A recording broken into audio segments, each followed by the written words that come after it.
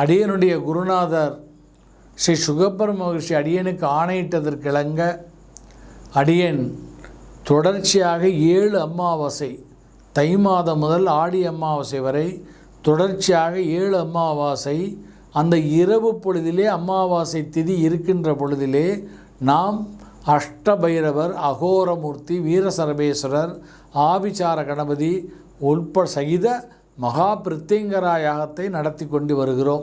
கடந்த 2 மாதங்களாக நடைபெற்றது. அடுத்த அமாவாசை வருகின்ற 28ஆம் தேதி, அதாவது போதாயன அமாவாசை. அமாவாசை 29ஆம் தேதி வருகிறது.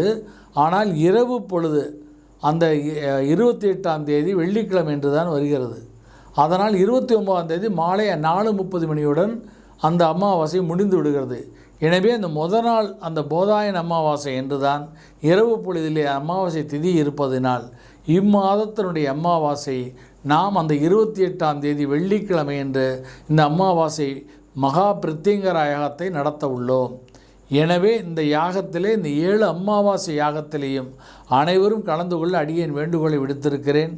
குறைந்தபட்சம் 5 அமாவாசை அல்லது 3 அமாவாசை அல்லது 1 அமாவாசையாக கலந்து கொள்ள அடியேன் வேண்டுகோளை விடுத்திருக்கிறேன்.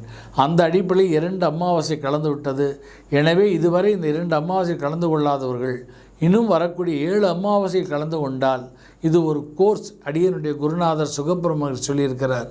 இந்த 7 அமாவாசையில் எவர் ஒரு கலந்து கொள்கிறார்களோ அவர்களுக்கு கடன் தொல்லை, எதிரிகளால் தொல்லை,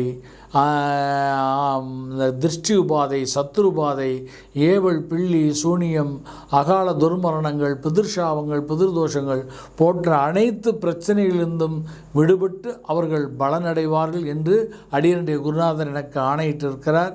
அதனுடைய அடிப்படையில் இந்த மகா யாகமானது மிளகாய் வித்தல், வேப்பெண்ணெய், நெறிஞ்சூல் போன்ற ஆபிசார தோஷங்கள் சேர்க்கக்கூடிய அனைத்து மூலிகைகளையும் சேர்த்து மகா யாகத்தை பிரம்மாண்டமாக நாம் நடத்தி கொண்டு வருகிறோம்.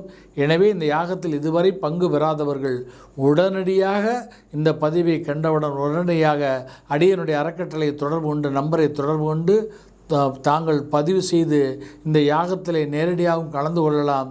இல்லை என்று சொன்னால் அவர்களுக்கு இந்த யாகத்திலே அவர்கள் கோத்திரம், நட்சத்திரம், பேராசியில் அனுப்பி அவர்களுக்காக நாங்கள் சங்கல்பம் செய்து அவர்களுக்கு கொரியர் மூலம் பிரசாதத்தை அனுப்பி வைத்துக் கொள்கிறோம். எனவே இந்த ஆடி அமாவாசை வரை இந்த யாகமானது நடைபெற உள்ளது. இன்னும் 5 அமாவாசை நடைபெற உள்ளது.